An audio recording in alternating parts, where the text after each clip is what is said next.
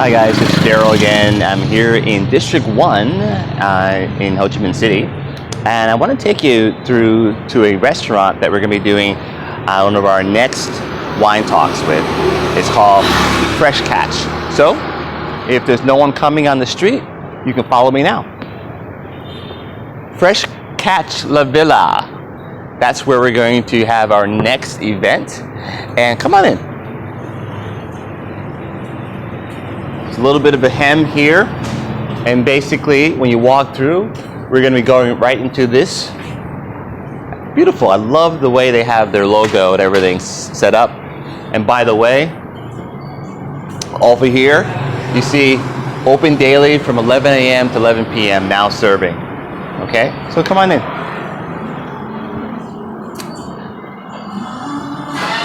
When we go to the first floor here, everything is set up so that you have this feeling that you're in the Mediterranean, that you're in a seafood environment. So the colors are blue, very colorful, things like that. The kitchen's right over here, and upstairs is the dining room. Before we go up there, I'm going to sit down with one of the owners of Fresh Catch to talk about what the restaurant is and why you should come here for Wine Talk.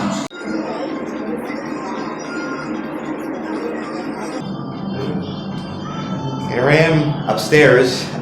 You didn't see me come up the stairs, but there's actually a second floor. I'm here at Fresh Catch, and I'm here sitting with one of the founders and owners of Fresh Catch, Alvin.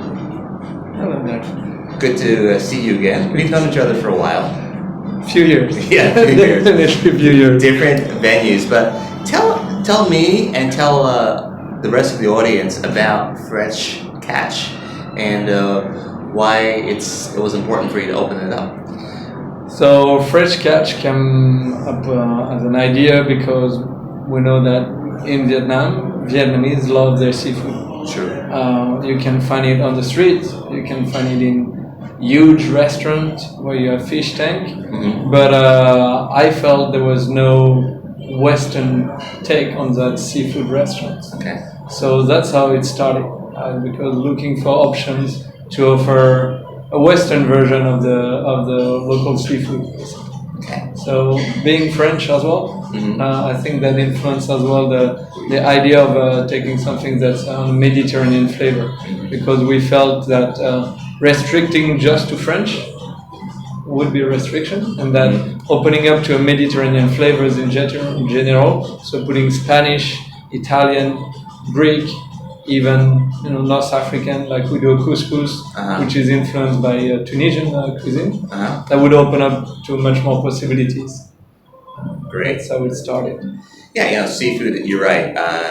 It's a land of seafood. Yeah. And bringing in all those cultures into Vietnam. Your customers, it's mostly foreigners or Westerners? Actually, it's a mix. I say at this stage we have about 30% of Japanese. We have a big crowd of Japanese. Then about 20% Vietnamese, and the rest is a mix of I'll generalize to expat, but European, American, Australian, large mix. Of course, there's a bigger part of European in itself, but it's quite a big mix right now. And the Vietnamese is kind of growing more and more. And so we get more popular. The style of the seafood, again, is a Mediterranean influence. So there's how's that different from Vietnamese? I think that's where I would say, instead of being different, it's where we link with the Vietnamese. Okay. Is that we're doing I'll say family style food. So instead of some French restaurant or Italian where they serve you by the plate, we prefer to bring dishes and put in the middle. So with a tendency for people to share the dish. And so that's the approach we have, because we want to fit with everybody's taste and style. So we prefer to do it in that style, like family style. So you put in the middle and you share. So as well, we have that influence of, let's say, in Mediterranean, Spain principally, but as well France and Spain, but to have what we call tapas in general, the small bites. So yeah, we mix up from those small bites to a much bigger family dish, like a paella risotto or something like that that's much bigger. And we do as well platters of mixed seafood, from shells to fish to crab, lobsters, and different things like that. So in general, I think the products are very well known by Vietnamese because actually we source our product, I say 90% in Vietnam. Okay. And the difference is that the way we cook them. But if you look at it really, like let's say you take shells in the street in Vietnam, the most typical, say, scallops that is cooked even in the street, it's either with butter or some kind of butter and spring onions.